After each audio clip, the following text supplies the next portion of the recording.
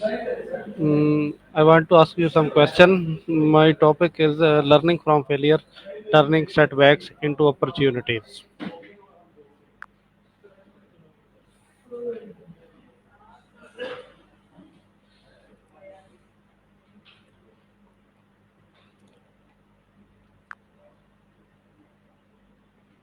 Walaikum assalam, Mohammed Tayyib. That sounds like a really insightful topic. I'm happy to help with any questions you have on that. What would you like to know? Okay, what does it mean to clean from failure?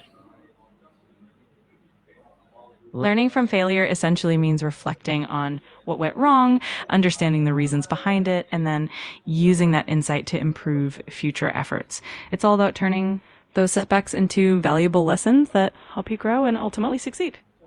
Why is failure often seen as negative in society? Yeah, that's a great question. I think failure is often seen as negative because we tend to associate it with not meeting expectations or falling short of goals. There's also a fear of judgment or disappointment, but in reality, failure is a natural part of growth and it can lead to some of the most meaningful progress. How can our attitude towards failure affect our personal growth? Our attitude towards failure can make a huge difference. If we see failure as a learning opportunity, are more likely to take risks, experiment, and push our boundaries. This mindset helps us build resilience, adapt quickly, and ultimately grow faster. On the flip side, if we fear failure too much, we might avoid challenges and miss out on growth opportunities. What are some examples of famous people who turned failure into success? There are so many inspiring examples. One classic one is Thomas Edison, who famously said he didn't fail but found 10,000 ways that didn't work while inventing the light bulb. Another example is J.K. Rowling, whose Harry Potter manuscript was rejected multiple times before it got published. And then there's Steve Jobs, who was ousted from Apple, the company he founded, and later returned to lead it to even greater success. How does failure help build resilience and character? Failure really pushes us out of our comfort zone, which is where resilience is born. When we face setbacks, we learn how to adapt, persevere, and keep going despite difficulties. Over time, these experiences strengthen our mental and emotional toughness. Thus, every time we overcome a failure, we build confidence and character, making us more capable in the face of future challenges. Why do some people give up after failure while others rise stronger? It often comes down to mindset and support systems. People who give up might see failure as a reflection of their abilities or for future disappointment. On the other hand, those who bounce back tend to view failure as a temporary setback and an opportunity to learn. Support from mentors, friends, or a positive environment also plays a big role in helping people rise stronger. What role does after reflection play after experiencing a setback? Reflection is absolutely key. It allows us to analyze what happened, identify the lessons learned, and figure out what we can do differently next time. This process helps us avoid making the same mistakes and boosts our problem solving skills. It also helps us maintain a growth mindset, seeing challenges as opportunities to improve rather than as roadblocks. How can we identify the lessons hidden within failure? A good way to identify those lessons is to ask yourself some reflective questions, like what exactly went wrong, what could I have done differently, and what skills or knowledge can I gain from this experience. It also helps to get feedback from others because they can offer perspectives you might not have considered. And finally, keeping a journal or record of your experiences can really help track your progress over time. What mindset should we adopt to see failure as an opportunity rather than defeat? Adopting a growth mindset is really powerful. That means viewing challenges and setbacks as opportunities to learn and grow rather than as reflections of your limitations. It also helps to focus on effort and progress rather than just the outcome. And being curious and patient with yourself can really help you see failure in a positive light. How does failure contribute to creativity and innovation? Failure often pushes us to think outside the box because when our initial attempts don't work out, we have to get creative and find new solutions. It helps us break away from conventional thinking and try out different approaches. Plus, each failure gives us valuable feedback, which is like a stepping stone towards innovative ideas. So in a way, failure is a catalyst for creativity. Can success exist without failure? It's tough to imagine it. Honestly, failure is usually an integral part of the journey to success. It teaches us important lessons, helps us refine our strategies, and builds the resilience we need to ultimately succeed. So while success can certainly come with fewer setbacks, the growth that comes from those setbacks is usually what makes success truly meaningful. Is it possible to fail and still feel proud of the effort? Absolutely. It's all about recognizing and valuing the effort and the courage it took to try in the first place. When you focus on the process and the growth that came from the experience, it becomes easier to feel proud of what you accomplished, even if the outcome wasn't what you hoped for. It also helps build a sense of resilience and self respect. How can educational institutions or workplace create environment where failure is accepted as part of learning?